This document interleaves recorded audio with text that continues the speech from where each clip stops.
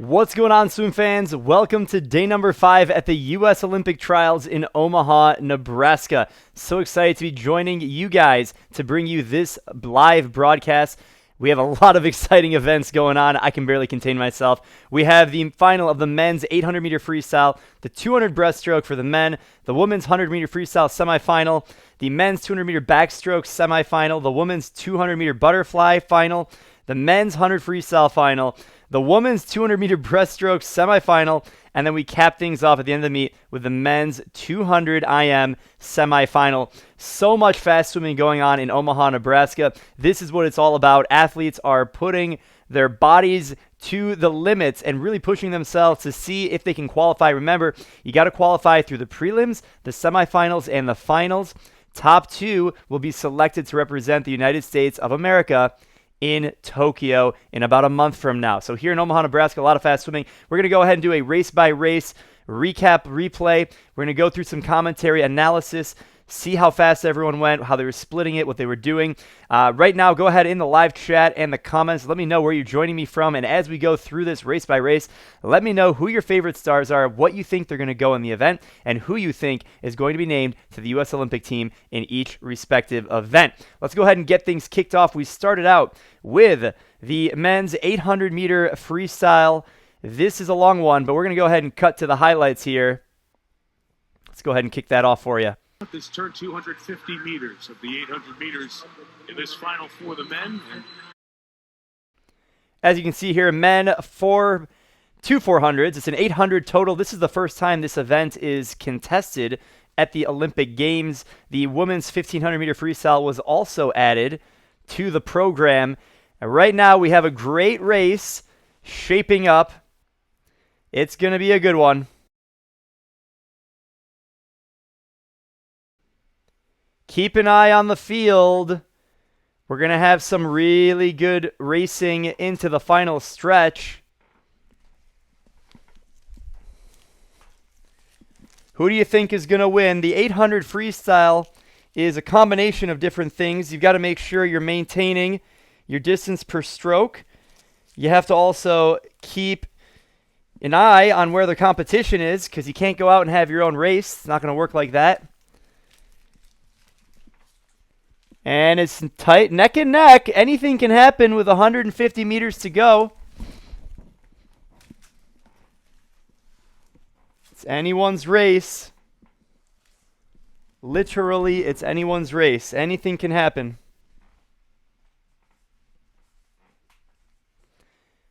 And as we head into the final 100 meters, keep an eye on the center of the pool. It's really coming down to a race between these three guys. Now, it's tough because the top 2 will go on to represent in Tokyo. You don't want to be third. You do not want to be third. Third place is a tough spot to be because you just miss out on making the team. Let's go ahead and make some noise. We have almost 50 meters to go, about 60 meters. We're looking pretty good here. After this event, we got the men's 200-meter breaststroke final. 50 to go. Fink looks good. The question is, who's going to come in second? Keep an eye on that yellow cap. He's going to be pulling in deep. He's digging to see what he can pull out of this. A lot of legs starting to come into effect. Really, in these distance events, you see the legs really start to pick up. And look at the yellow cap. Here we go. Now we're seeing something. He's going to pass him into the finish. He's going to be second, but Fink maintains his position. Wow, look at that finish, closing speed. So we had Fink takes the lead. He came home in a 29.1 on the final 50. Brininger was home in a 30.4. And Ross Dant, he was home in a 29.77. But it wasn't enough. Correction, let me restate the splits here. The second place finisher, Michael Brininger, he was home in a 27.3. I was reading the wrong split. Wow, 27.3. The leader was 28.5. Very, very tight and close race. Incredible. After the men's 800-meter freestyle, we had the men's 200 breaststroke final. Keep an eye on Fink in lane 5. Fallon in lane 4, the 18-year-old. He was 208.9 in the prelims, or in the semifinal. He grabbed the top seed, the top qualifying time out of the semis. The question is, does he have enough against these experienced swimmers in the lanes next to him? Keep an eye on Andrew Wilson. He was the second place finisher in the 100. He already qualified for the Olympic team in the 100 breaststroke. He's looking really smooth. Keep an eye on Fink. Fink was third, I believe, in the 100. Look at our top seed, Fallon, really falling off early. He did back half it in the 200 in the semifinal. He was really strong on the second. He outsplit everyone.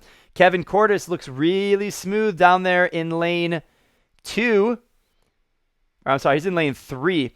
Keep an eye on these guys. It could be anyone's race. A lot of positions change in the 200s. If you go out too fast, you're going to die. There's Fallon. He's in the middle of the pool. He's about 3 body lengths behind the rest of the field. He is the top qualifier. He was 208.9. Very, very impressive swim. These other swimmers are more experienced, and they're all going to come in bunched together. Lanes 2, 3, 4.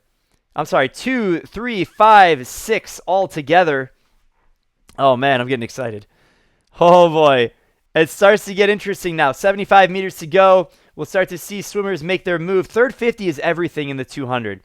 The third 50 is everything in the 200. You can't go after it in the second 50 because you're gonna gas yourself out. You're gonna die. You can't save it until the fourth 50 because the rest of the field will be too far ahead of you, and you sadly saved up.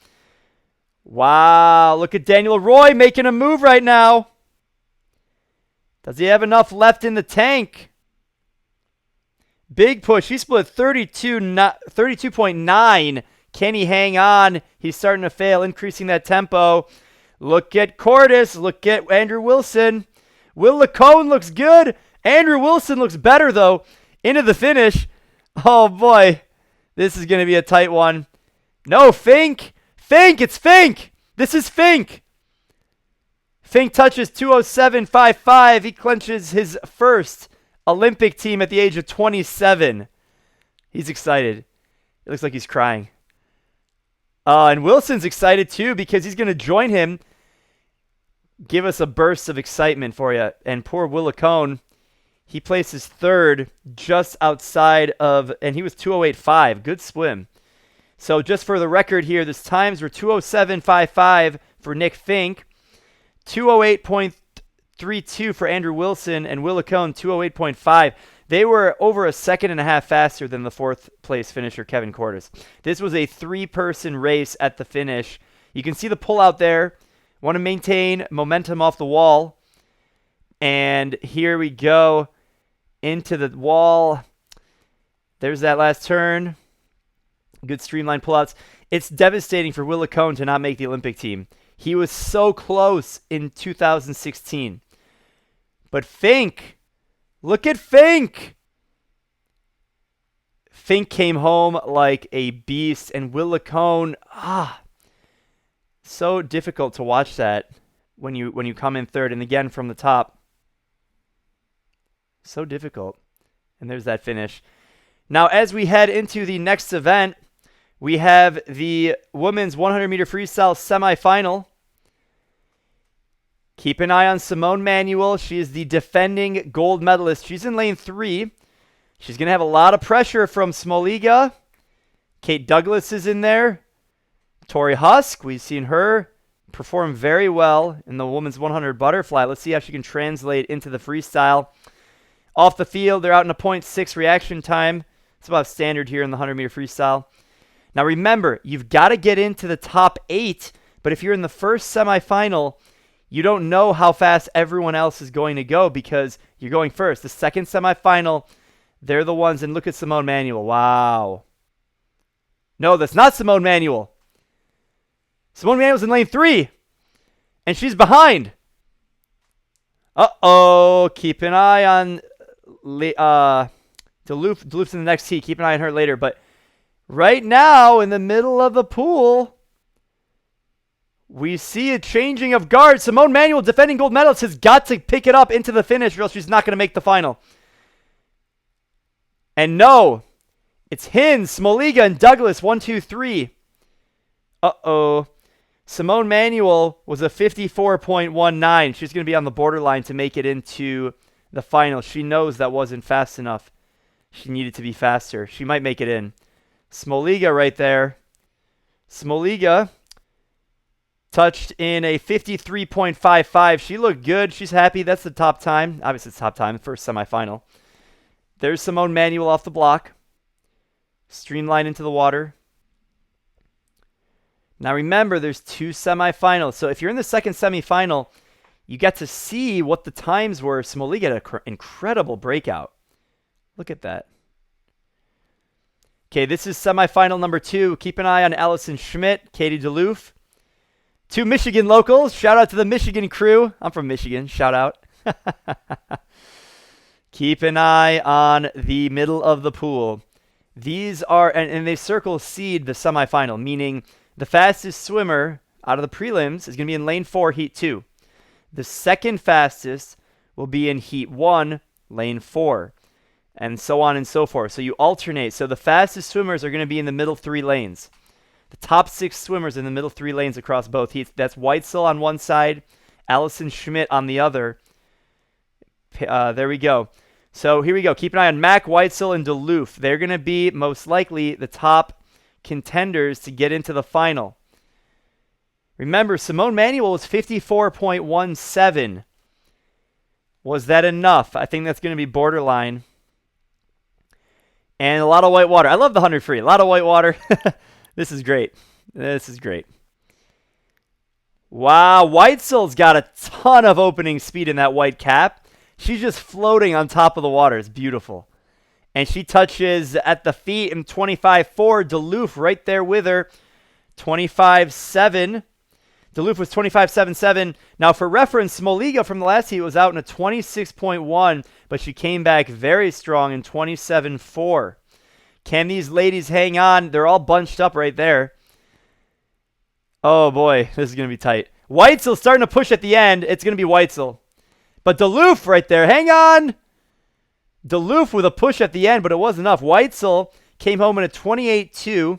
Fell off a little bit. Don't know if that was intentional. Katie, smile. You did pretty well. 53.7. And Simone Manuel does not make it into the final. Ooh, that's the reaction right there. Ouch.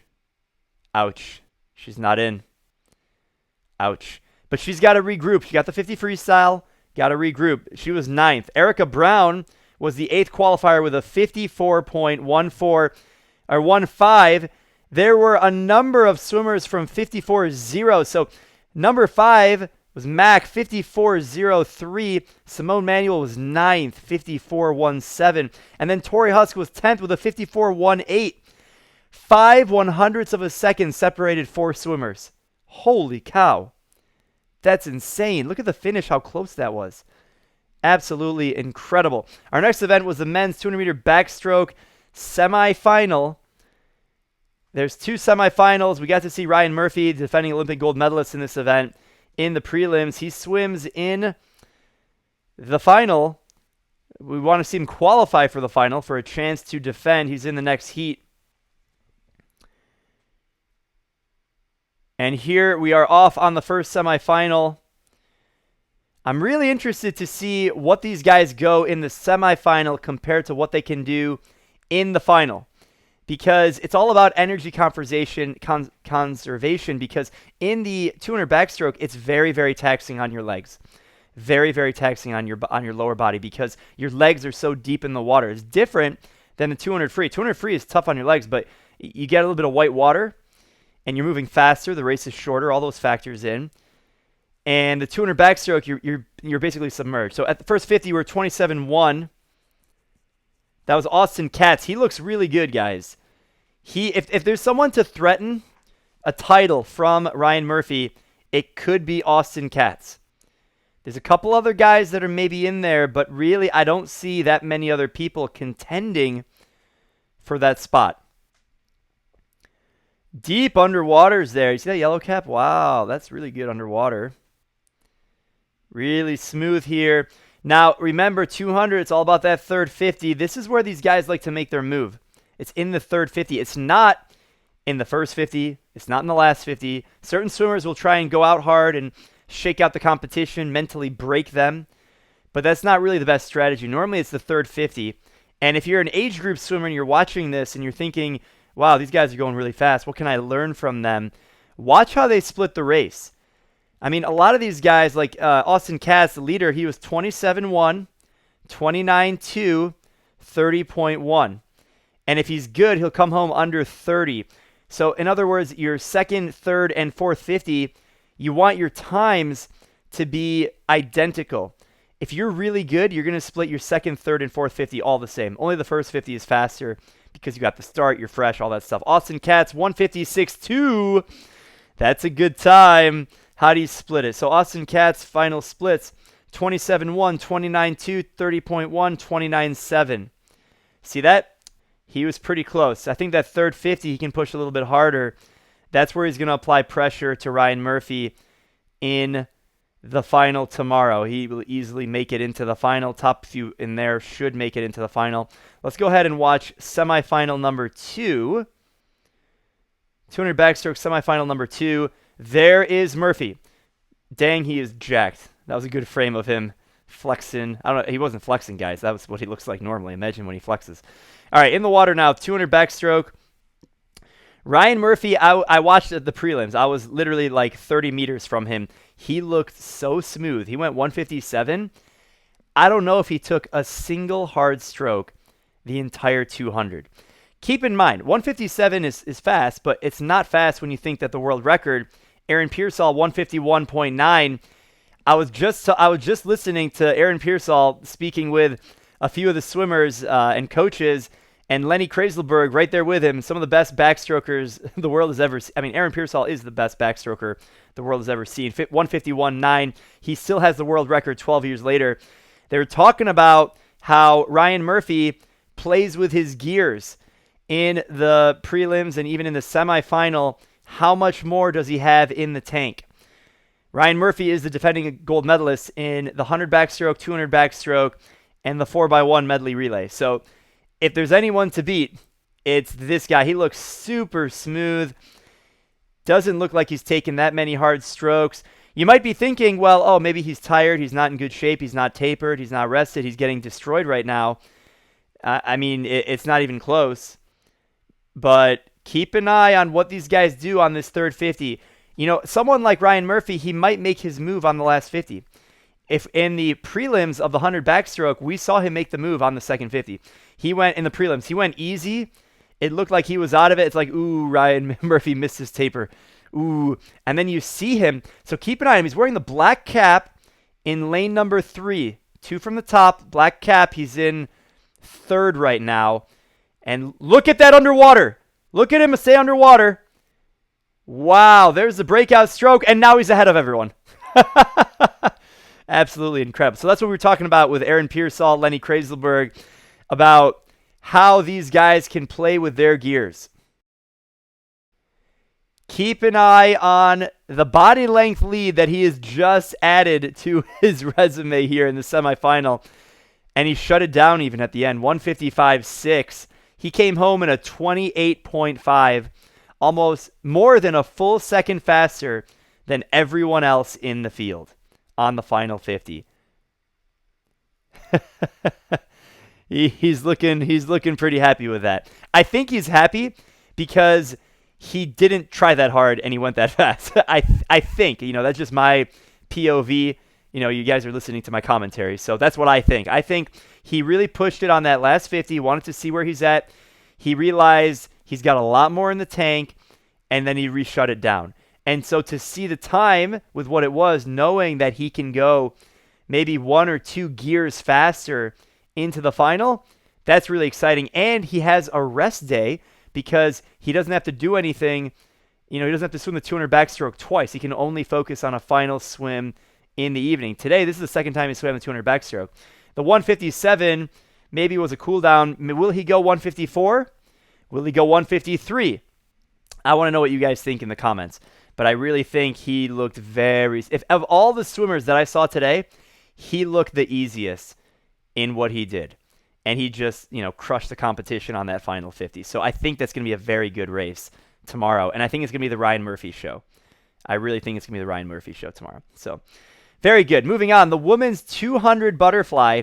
Now, this is a great matchup. 200 fly.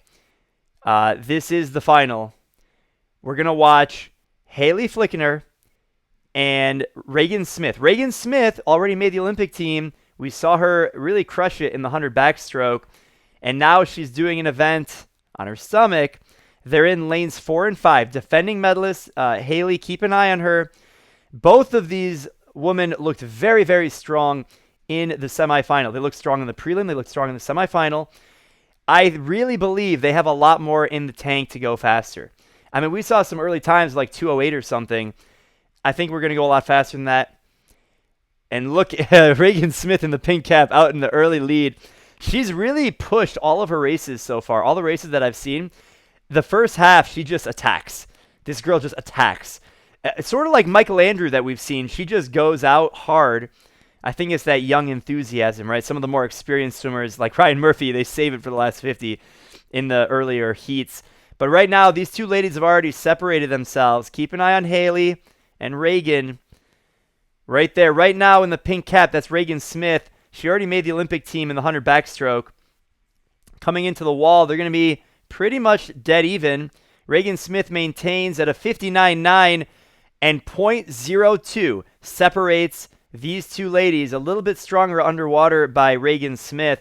She has incredible underwaters. I was commenting on her butterfly in the prelims yesterday about how her body position is just so high in the water. It's so consistent. Her up kick and down kick, it's not like a lot of swimmers you see a big up kick, down kick. That creates resistance. She's very balanced.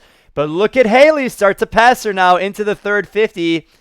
And they're going to turn even again. But now it is Haley taking over the lead and Reagan Smith 0.21 behind her. Better underwater for Reagan Smith again. But it's going to come down to the final 25 meters. 200 butterfly is such a painful event. Who can hang on? Oh boy, keep an eye on Charlotte Hook in the white cap. She's making a push, but no, it is Haley Flickener. She is pushing ahead now. Remember, top two make the team. Reagan Smith's already on the team in the backstroke. And Haley's going to run away with it. She's going to swim away with it. And she touches first in a 2:05.85. What was her last 50 split? 33.12 on her last 50 split. And Reagan Smith just made it again. Charlotte Hook comes in third. Reagan Smith was 2:06.99. Charlotte Hook 2:07.92. Really important to look at what that final 50 split was. Let's compare those top three. So Haley Flickener, who won this event, was 33.1 on the last 50. Reagan Smith was 34.0, and Charlotte Hook 34.2. A lot of the other swimmers were 34 on the final 50. Lindsay Looney was a 33.6, but she came in fourth. This was really a three-way battle at the finish, and it was a great race. I mean, look at this. Head-to-head, exchanging at the 50, 100, and 150. Only 0.2 separated them in the first 150 meters. Really strong underwater kickouts by Reagan Smith. But they're both going to Tokyo, and that's very exciting for both of them. Congratulations to these two swimmers. Very exciting to see that. Congratulations to Haley and Reagan again. Our next event was the men's 100-meter freestyle. Oh, this is a good one. We get to see the greatest sprinter of all time, Caleb Dressel, in the 100-meter freestyle. Keep an eye on Zach Apple in the lane above him. He closed like a freight train in the semis. We also have got Ryan Held, who was out very fast in the red cap, and Dressel immediately out ahead of the field. Him and Ryan Held in that red cap, they're going to be 1-2 at 25 meters, and they are. The question is, can they hang on to that early speed and momentum? That is so critical. Caleb Dressel has the best start that any human being has ever done. He is better off the blocks into 15 meters faster than anyone. No one's even in the same category as him. Ryan Held and maybe Flo Manadou are the closest that we can see people get to him. Now it's, can he hang on? He's looking pretty good right now. But look at Zach Apple riding the wave. He's on the lane line. Dressel's starting to hurt a little bit. Here comes Zach Apple out swimming him at the end, but it's Dressel. He's going to hold on. And he does. 47.39. That's Caleb Dressel. And he's happy. Look at that smile. And Zach Apple coming on the road to Tokyo with him. Remember, top 4 make the relay. 4x1 free relay. Sit on that lane line. Yes. Yes. Let's go, baby. I love those cutouts. That's awesome. It's good. A lot of energy. You still got to swim the 50 free and the 100 fly. Here's the replay. Here's his start. The best start in the world right there. Look at how clean he enters the water. And it's not just how clean he enters the water. He's entering the water further ahead than everyone.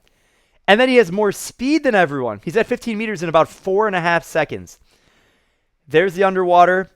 And he's entering the water with more speed than anyone.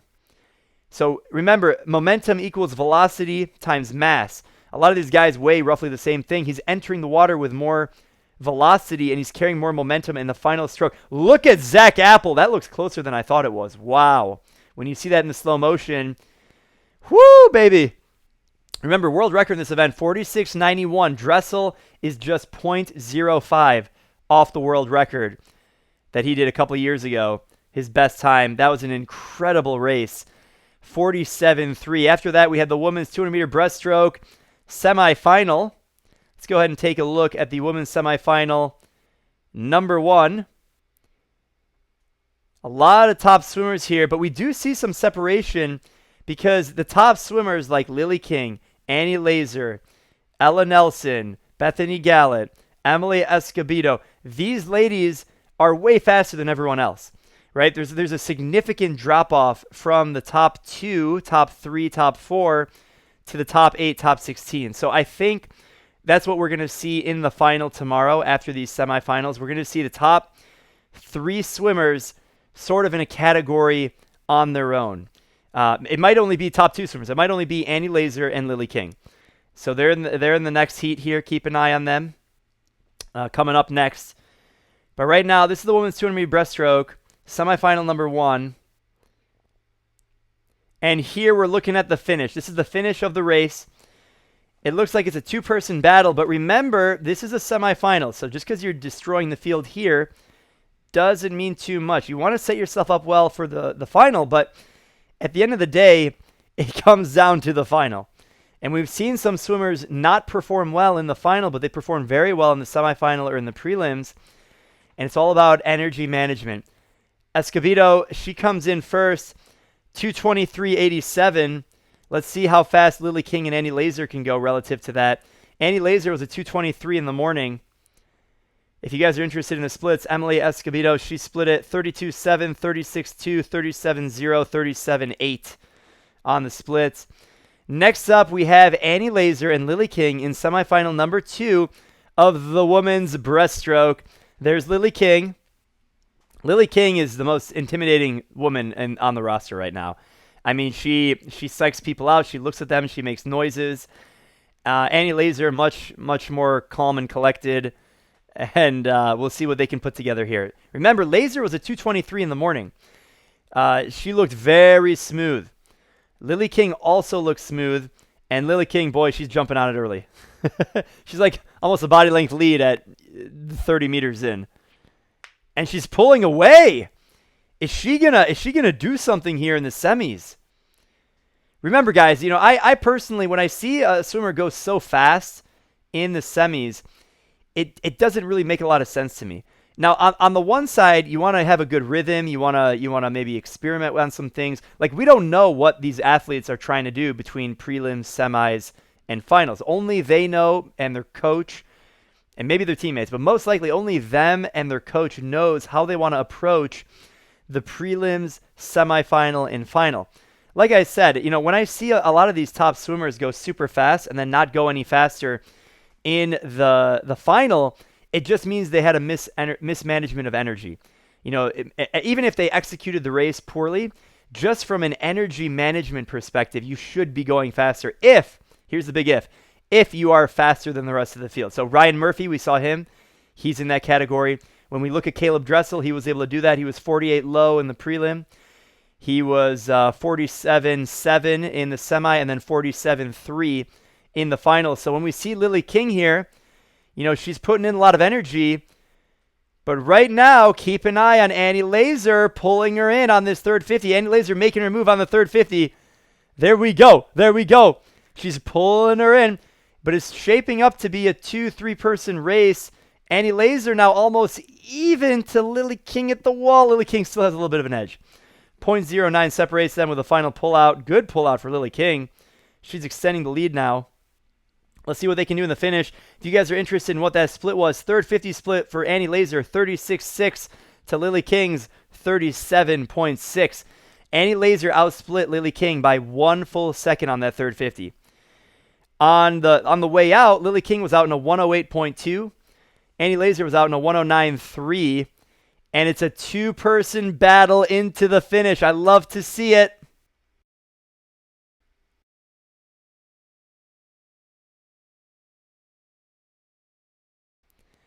There we go. I love to see it. Annie Laser, very good. Getting a nice little fist bump there. That's kind of an awkward fit. It's like, I'm not going to hug you. This is the semifinal. Let me give you a fist bump. Let's make the Olympic team tomorrow. Who's going to join them in the final? It took a 227.3 to get into the final. That was top 8. Emily Escovedo was 223.8. She's going to be third. She was in the last semifinal. And we head into the final event, the men's 200 individual medley semifinal number 1. We got some superstars here. Oh, there's Michael Phelps in the crowd with the family. Hey, Michael. Cheering on Ryan Lochte, former teammate, Team USA. Ryan Lochte is the world record holder in this event. He scratched out a 200 back. This is his best chance at making the Olympic team. He's in lane 4. Chase Kalish in the lane above him in lane 5. He qualified in the 400 IM. Look at Ryan Lochte. Remember, he is the defending world record holder in this event. He has incredible stroke mechanics, power, and endurance, and that's why he's been so dominant. But maybe we have a changing of guard. Michael Phelps has retired. We've got Chase Kalish, Michael Andrews in the following heat. And it's looking pretty even right now. These guys are all bunched up together. Ryan Lochte on the way out was out in a 25.59. And all these guys are bunched together. That's what I like to see. I like in the individual medley to see the swimmers sort of battle from stroke to stroke. And then, you know, maybe the backstroke's a little bit stronger and they make a move, or the breaststroke. A lot of times when you have like the purebred breaststrokers, they make their move on the third 50. That's what we see Chase Kalish do. I think we're going to see that right now. He made a huge move in the 400 IM.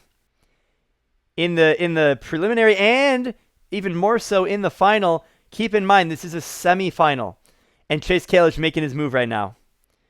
Chase Kalish on the backstroke was a 29.7, and most of the field outsplit him. Right now, he's going to come in with 50 meters to go. He's going to be in the lead. He turns at 128.59. Let's see what he split. He split a 33.32 on the breaststroke. For context, Kieran Smith was 34.4. Carson Foster, 34.4. Ryan Lochte was a 34.2. Just for context, he's looking pretty easy. I think he has more in the tank. Chase Kalish knows how to manage his energy. He's been there. He's done that. And he's going to coast into the wall. 157.1. That is the time to beat. Kieran Smith coming in right there behind him. Smith finished.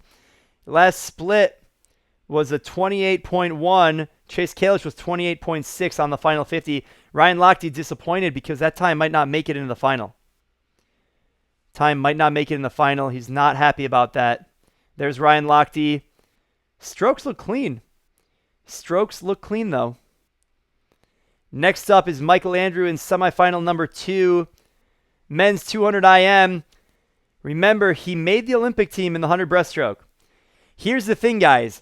In the prelims, Michael Andrew was under world record pace at the 50 by 0.7. He was almost a full second under world record pace at the 50. He couldn't hang on. How fast will he go? Oh, wow. His underwaters are incredibly fast off the dive. He's approaching Caleb Dressel territory with that underwater. Wow. Michael Andrew looks really good right now, guys. Oh, boy. He's over a body length lead on the first 50. And a floater. Out in a 23.9. He is 1 full second under Ryan Lochte's world record pace. Guys, here's the exciting thing. He had a floater into the wall. That means he didn't time the turn. He could have been even faster. 23.9 is a fast 50-meter butterfly, like best time for some of the best swimmers in the world. He took out the 200 IM in 23.9. He's a second under the world record pace. Into the turn, 53.0. He's still under the world record pace, and he moves into the breaststroke, an event that he qualified for the Olympic team in the 100 breaststroke. This is arguably his best stroke right here.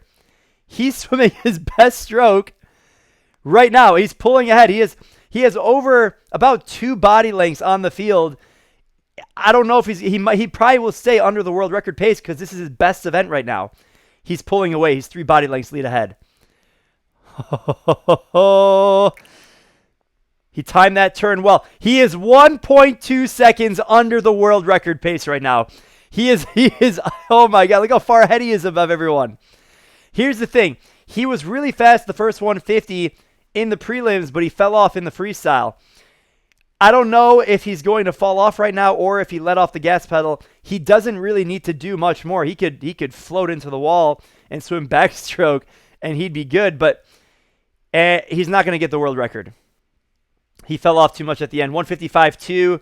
His final 50 was 29.9. That's not going to cut it.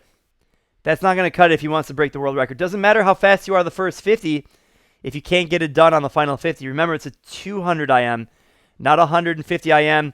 And to round out the top 8, it's going to be Trenton Julian 159.2 to get into the top 8. First is Michael Andrew with a 155.2, followed by Chase Kalish 157.1. Then Kieran Smith 157.6. And then Carson Foster, top 4, 157.7. That's 4 guys under 158. But I really think it's going to come down to, is anyone capable of beating Michael Andrew? He's so much better than everyone in the first 150. I mean, tomorrow night in the final, he's going to crush everyone in the first 50. If he swims anything close to what he just did, and he goes out in a 23, I guarantee you, no one's going to go out in a 23 like he did. So he's going to be easily in clean water. The question becomes, is he going to have any more juice in the tank? And can someone like a Chase Kalish say something about that? It's going to be really, really interesting. I don't know what the result is going to be. So you guys are going to have to tune in tomorrow and make sure you watch for the live broadcast. It's going to be a good one. I hope you guys enjoyed this broadcast. Make sure you subscribe, hit the notification bell. And if you guys are new here, welcome to MySwimPro. My name is Faris Sabati, co-founder and CEO. A lot of people think we're just a YouTube channel doing this broadcast. We're much more than that. We're a global technology and media company. MySwimPro, the mobile application, has been named by Apple as the best app of the year. We have training plans, individual workouts. It's a digital workout journal so that you can take your swimming to the next level. So if you guys are looking to swim faster and smarter than ever before, make sure you download the MySwimPro app and be a part of our global community. Also join the Facebook group that we have. It's a VIP group. It's available for anyone. We have over 15,000 swimmers in there from over 100 different countries. We're all trying to take our swimming to the next level, whether you're a triathlete, age group swimmer, master swimmer. You want to get into swimming. You see this fast swimming at the Olympic trials, and you're like, how do I do that? You see the Olympics in Tokyo, and you want to be a part of this in some way. Download the MySwimPro app, sync it with your Apple Watch or Garmin, get started with a training plan. And for you guys who are watching the live, we have a very exclusive discount. You can get the full Elite Premium membership for 30% off on our website. Use the promo code TRIALS2021, but you've got to hurry because this expires on June 20th at the end of these Olympic trials. Very, very exclusive promo for you guys. I hope you guys can join the community and be a part of MySwimPro. Thank you so much for being a part of this. I can't wait to see you guys at the next stream. Stay tuned for more action in Omaha, Nebraska. Wish you guys the very best and happy swimming.